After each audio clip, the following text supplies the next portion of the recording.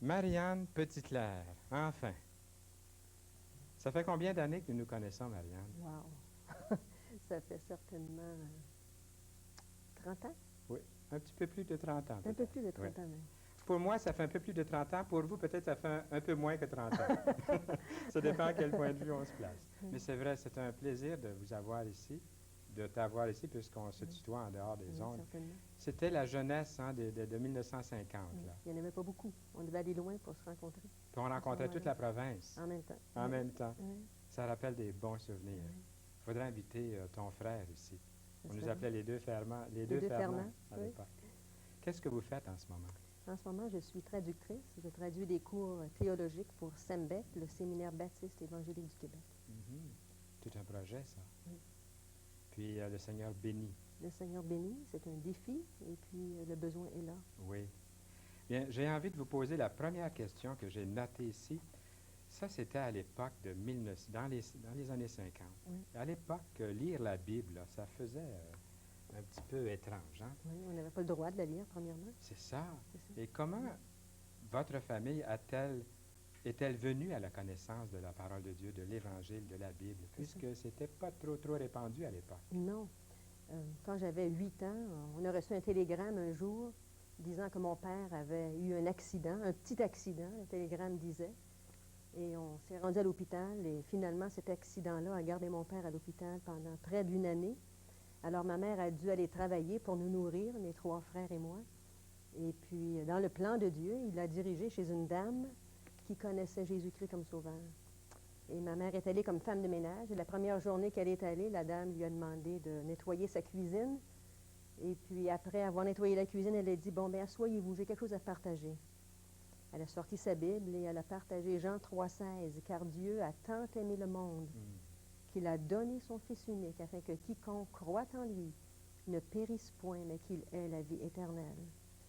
Ma mère n'avait jamais entendu ce verset, ni aucun autre de la Bible. Et puis, la semaine d'après, elle avait encore besoin d'argent, donc elle est retournée. Mais je me rappelle, en tant que petite fille, j'avais entendu ma mère un jour dire, « Je ne retourne plus jamais là. » Elle est toujours en train de me parler de la Bible. Mais cette dame-là avait à cœur les Canadiens français. Et puis un jour, elle a dit à ma mère, « Aimeriez-vous que mon mari aille avec quelqu'un voir votre mari à l'hôpital? » Elle n'a pas dit à ma mère que c'était avec le pasteur. Et bien entendu, le pasteur est arrivé avec la Bible. Et puis à ce moment-là, comme on vient de dire, on n'avait pas le droit de la lire. Alors il n'était pas tellement de bonne humeur, mais il a laissé sur sa table de chevet pendant un bon moment. Quelques semaines après, il a pris la Bible, il a commencé à lire. Et dans les mois qui ont suivi, on a vu un changement dans la vie de mon père. Et un jour, on a entendu dire qu'il avait invité Jésus-Christ dans sa vie. Et à l'époque, Marianne, tu étais une toute petite fille. Oui. Comment as-tu réagi? Quelle était ta réaction à ça? Bien, moi et mes frères, on trouvait ça bien étrange. Et en réalité, à ce moment-là, on croyait que nos parents étaient communistes. Drôle d'affaire. Et puis, on n'aimait pas l'idée qu'ils se soient convertis. On ne comprenait pas trop ce qui s'était passé. Et je me rappelle que mes parents apportaient la Bible à la maison, les Nouveaux Testaments, des traités, des dépliants. Et je me rappelle que je faisais... c'était un point d'honneur pour moi de prendre cette littérature-là, puis d'apporter ça à l'école. Et là, c'était détruit. Et puis, je croyais bien faire, bien entendu, à ce moment-là. Mon frère le plus âgé, lui, quand les missionnaires venaient, il sortait d'essouffler les pneus des pasteurs. Et puis, on était vraiment contre l'Évangile, sans savoir trop pourquoi, jusqu'à ce qu'on nous amène à l'école du dimanche. Et c'est là que j'ai commencé à vouloir entendre parler de la Bible. Et j'ai commencé à aimer la parole de Dieu, parce que c'était enseigné à notre niveau. C'était formidable. Puis, par ma curiosité personnelle, qui vous enseignait? Mlle Courtney nous a enseigné et mon premier professeur d'école du dimanche, c'était Thérèse Christic, que tu connais très bien. Je l'ai connue, justement. Elle est venue ici à l'émission Toute la vie de l'enfant. Vous vous souvenez peut-être d'elle. Elle avait installé quelque chose ici. Elle est spécialiste d'enfants. Et ici, elle nous avait apporté une leçon sur ce qu'on appelle le flanellographe. C'est ça.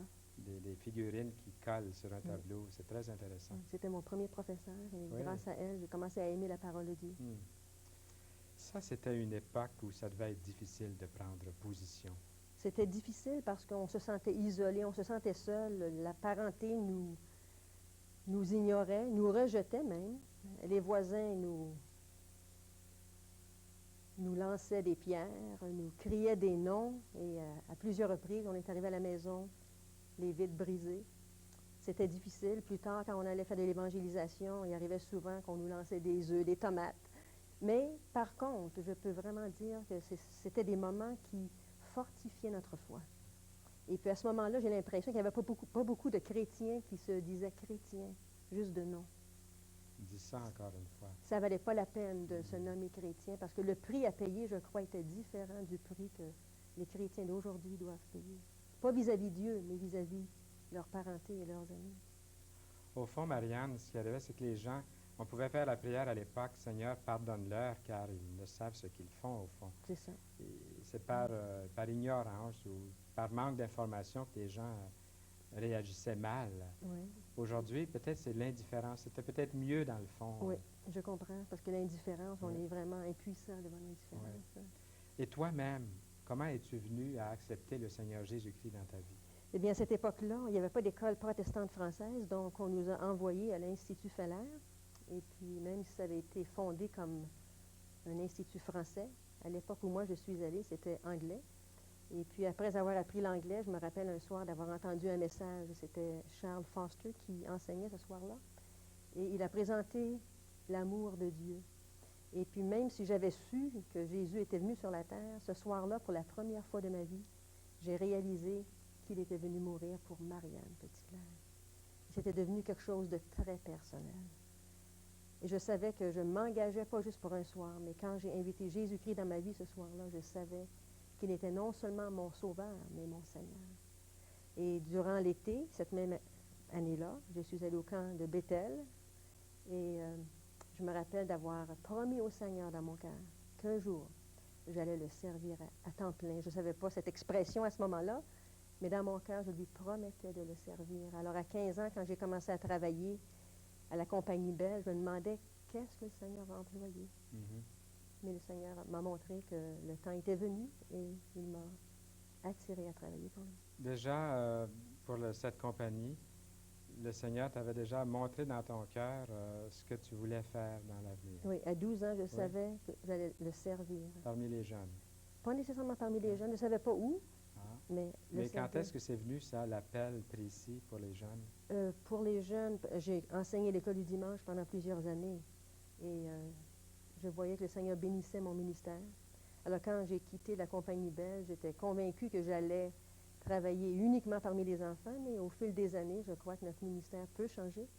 J'aime encore les enfants. Je suis en charge de l'école du dimanche à mon église. Je traduis des cours, des séries de leçons pour l'école du dimanche. Par contre, le Seigneur m'a employé dans différents domaines aussi, et donc la traduction, entre autres. Puis je me souviens aussi, Marianne, dans les camps, j'étais directeur du camp Bethel, dans l'Estrie, pendant 19 ans, je pense, en tout. Pas toujours directeur pendant les 19 ans, mais j'ai passé par toute la gamme de responsabilités dans un camp. Et Marianne était là. Puis toujours pour donner de l'enseignement oui, aussi. Oui, c'était toujours comme enseignant. Oui.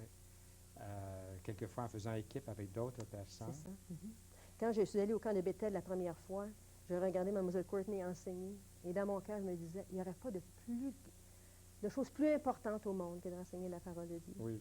Quand on voyait ces deux dames vraiment consacrées, là, tout le monde voulait conduire les enfants au Seigneur. C'est ça. Oui. L'enfant est très important pour toi. L'enfant est très important pour moi, et je crois que la raison principale, c'est que je suis convaincue de plus en plus que l'enfant est important aux yeux de Dieu. Et il y a un verset dans Matthieu, chapitre 18, où il est dit, c'est Jésus qui parle, et il dit qu'on ne doit pas mépriser l'enfant. Et puis je pense que c'est intéressant de voir que dans le dictionnaire, le mot mépriser veut dire estimer indigne d'attention, ne faire aucun cas de. Alors Jésus nous demande d'attribuer à l'enfant la valeur que lui attribue. Et je crois qu'il nous le démontre dans ce chapitre-là quand il dit que si on reçoit un petit enfant, c'est comme si on le recevait lui-même. Alors je crois que pour moi, l'enfant est très important parce qu'aux yeux de Dieu, il a la même valeur que l'adulte. C'est vrai. Juste aujourd'hui, je l'annonce là en primeur, je l'ai déjà dit, soufflé à quelques personnes, mais une jeune personne, une jeune fille qui s'appelle Karina, je ne donnerai pas le nom de famille, mais qui s'appelle Karina, elle va se reconnaître Elle a 14 ans. Elle a regardé l'émission Toute la Bible en parle et elle a ouvert son cœur à Jésus. Formidable. Et nous avons eu un appel de Blainville qui nous a Mhm. dit, aujourd'hui, Mhm. elle a accepté Jésus dans son cœur. Mhm. Donc, gloire à Dieu pour Oui. ça. Les enfants peuvent vraiment, tu crois vraiment, et je sais que tu le crois, mais je voudrais te l'entendre dire encore une fois, que l'enfant peut vraiment croire, Oui. tout jeune. Jésus le croyait. Oui. Dans Matthieu 18, verset 6, il a dit, si quelqu'un scandalisait un de ces petits qui croit en moi. Je pense que pour moi, ce qui me touche, c'est de réaliser que l'enfant, il croit naturellement et qu'il doit être conditionné pour devenir incrédule. Quand on parle à un enfant et qu'on lui dit que la parole de Dieu, c'est la parole de Dieu, il n'a pas besoin d'autre explication. Il l'accepte. Quand on lui dit qu'il est pécheur, qu'il a besoin d'un sauveur, par la foi, il l'accepte. Quand on lui dit que ce n'est pas les œuvres qui le sauvent, il n'essaie pas de faire toutes sortes de bonnes œuvres pour gagner son salut. Il accepte par la foi. Mais le problème, comme je dis souvent, c'est que nous autres, on a l'idée que l'adulte, que l'enfant, c'est-à-dire, doit croire comme un adulte. Puis Jésus dit non, non, c'est pas ça. C'est l'adulte qui doit croire comme l'enfant. Donc, il est possible pour un enfant de croire. Aujourd'hui, on n'aime pas dire à l'âge de 12 ans qu'on est enfant, mais moi, j'ai été sauvée à l'âge de 12 ans. Moi, à l'âge de 11 ans. Et c'est la preuve que le Seigneur sauve C'est et vrai. qu'il garde ceux qu'il Ouais. sauve. Ah, Et c'est oui, ce qui est merveilleux. je peux dire ainsi soit-il. Pour ne pas dire amen. C'est Ouais. merveilleux. Puis, Ouais. mais pourquoi trouves-tu important d'enseigner la parole de Dieu aux enfants? C'est parce que je crois que de plus en plus, on éloigne de l'enfant et des adultes, en réalité, les valeurs spirituelles. Et puis, si nous, en tant qu'évangéliques, nous ne transmettons pas la parole de Dieu, qui va le faire? J'ai entendu des statistiques il y a quelque temps qui m'ont un peu bouleversée. Je ne sais pas si tu avais réalisé qu'on prend un enfant, par exemple, qui commence à aller à l'école du dimanche quand il est tout jeune. Si cet enfant-là va à l'église fidèlement, chaque dimanche, jusqu'à 65 ans, sans manquer un seul dimanche, Oui. il aura eu 4 mois à 4 mois et demi d'études bibliques, si c'est juste là qu'il a ses études bibliques. Mais ce même enfant-là, rendu à 65 ans, il aura passé 9 ans devant la télévision. Et ça, ce n'est pas des journées de 8 heures, mais de 24 heures. Alors, ça veut dire qu'il y a quelque chose à quelque part qui ne va pas. On doit lui communiquer la parole de Dieu. Dernièrement, j'entendais une féministe qui disait « D'ici l'an 2000, nous aurons élevé nos enfants, je l'espère, non pas à croire en Dieu, mais au potentiel humain. » Puis je sens ça partout dans la lecture, dans les films, dans toute la société aujourd'hui, c'est ce sur quoi on met l'accent, le potentiel humain.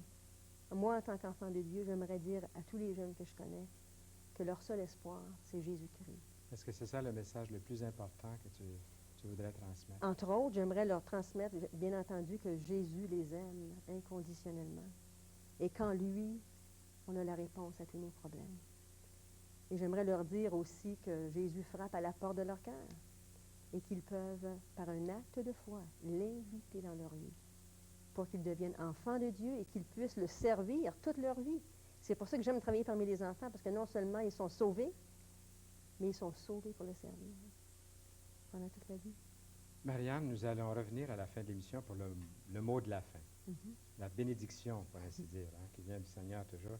Mais pendant une petite minute, quel conseil donnerais-tu à celui qui est là, celle qui est Bien, là? si cette personne-là est un parent, je pense que j'aimerais dire un peu ce que j'ai entendu l'autre jour, une petite fille qui a regardé un vieillard en train de planter un arbre. Puis elle a dit à ce vieillard, « Mais qu'est-ce que vous faites? » Il a dit, « Je suis en train de planter un arbre. » Pour qui? Bien, on ne dit pas pour moi. Pour mes enfants puis mes petits-enfants. Mais elle s'est mise à rire en disant, « Vous ne serez même pas là pour le voir pousser. » Il a dit, « Je le sais. C'est pour ça que je le plante maintenant. » Ouais. Alors, pour les parents, j'aimerais les encourager à instruire leurs enfants sur la voie qu'ils doivent suivre. Et pour le savoir, ils doivent regarder dans la parole de Dieu. Amen. Merci beaucoup, Marianne Petitclerc. Merci, ça me fait C'est un plaisir. plaisir d'avoir eu ce privilège de causer ensemble. Et à la fin, nous revenons pour les quelques mots de la fin.